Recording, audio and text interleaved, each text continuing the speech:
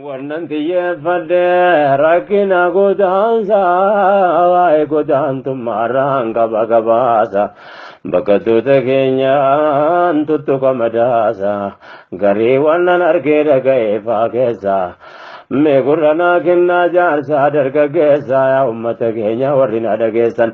Kanneen addunyaarraa facaatanii teessan qaamaan malee yaadni keessan biyya keessa. Hanga dhiyee foon iyyafataa teessan walitti nu haa qabu mootiin irra keessa. Kan dur darannoo jabeessa du'aa isa kan daganne. Naafu baddu dubbii adeeraa dubartii wannan xiyyeeffadhee godaansaa sitti.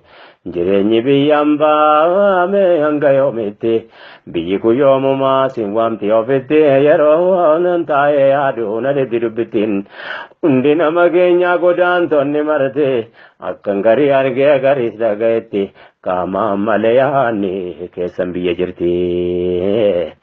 Abdiin irra geesse marti kanneen bakka yoo jirtanii.